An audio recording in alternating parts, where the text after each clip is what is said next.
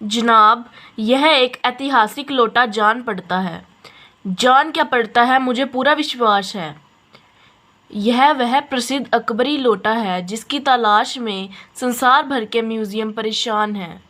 यह बात? जी जनाब, 16वीं शताब्दी की बात है। बादशाह हुमायूं शेर शाह से हारकर भागा था और सिंध के रेगिस्तान में मारा मारा फिर रहा था। एक अवसर पर प्यास से उनकी जान निकल रही थी। उस समय एक ब्राह्मण ने इसी लोटे से पानी पिलाकर उसकी जान बचाई थी। हुमायूं के बाद अकबर ने उस ब्राह्मण का पता लगाकर उससे इस लोटे को ले लिया और इसके बदले में उसे इसी प्रकार के 10 सोने के लोटे प्रदान किए। यह लोटा सम्राट अकबर को बहुत प्यारा था, इसी से इसका नाम अकबरी लोटा पड़ा। वह बराबर इसी से वजू करता था। सन 57 तक इसके शाही घराने में रहने का पता है, पर इसके बाद लापता हो गया। कलकत्ते के म्यूजियम में इसका प्लास्टर मॉडल रखा हुआ है। पता नहीं यह लोटा इस आदमी के पास कैसे आया। म्यूजियम वालों को पता चले तो फैंसी दाम देकर खरीद ले जाएं।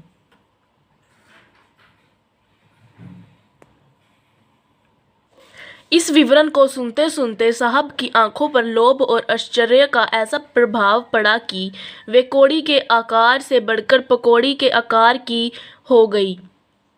उसने बिलवासी जी से पूछा, तो आप इस लोटे का क्या करिएगा? मुझे पुरानी और ऐतिहासिक चीज़ों के संग्रह का शौक है। मुझे भी पुरानी और ऐतिहासिक चीज़ों के संग्रह करने का शौक है। जिस समय यह लोटा मेरे ऊपर गिरा था उस समय मैं यही कर रहा था। उस दुकान से पीतल की कुछ पुरानी मूर्तियाँ खरीद रहा था। जो कुछ हो, लोटा मैं ही खरीदूंगा। वाह, आप कैसे खरीदेंगे? मैं खरीदूंगा। यह मेरा हक है। हक है? जरूर हक है। यह बताइए कि उस लोटे के पानी से आपने स्नान किया या मैंने? आपने। वह आपके पैरों पर गिरा या मेरे? आपके। अंगूठा उसने आपका भुरता किया या मेरा? आपका। इसीलिए उसे खरीदने का हक मेरा है। यह सब बकवास है। दाम लगाइए, जो अधिक दे वह ले जाए। यही सही। आप इसका 50 रुपये लगा रहे थे। मैं 100 देता हूँ। मैं 150 देता हूँ। मैं 200 देता हूँ। अजी, मैं 250 देता हूँ। यह कहकर बिलवासी जी ने 250 रुपये के नोट लाला जहूलाल के आगे फेंक दिए। साहब को भी ताव आ गया। उसने कहा, आप 250 देते हैं तो मैं 50-100 देता हूँ।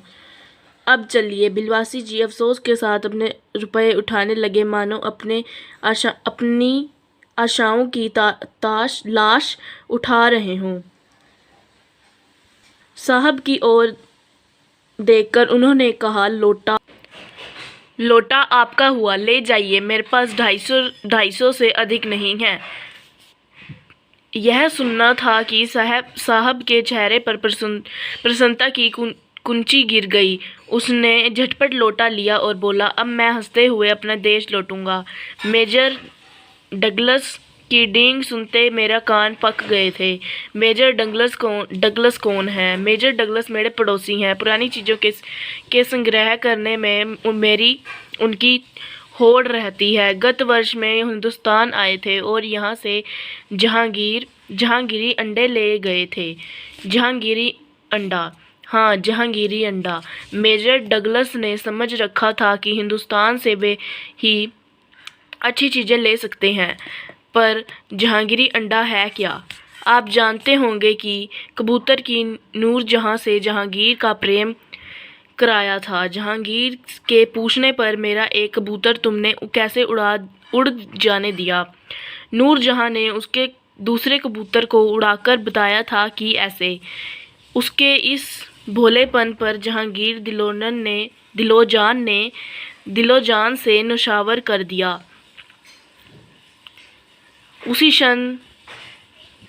उसी क्षण से उसने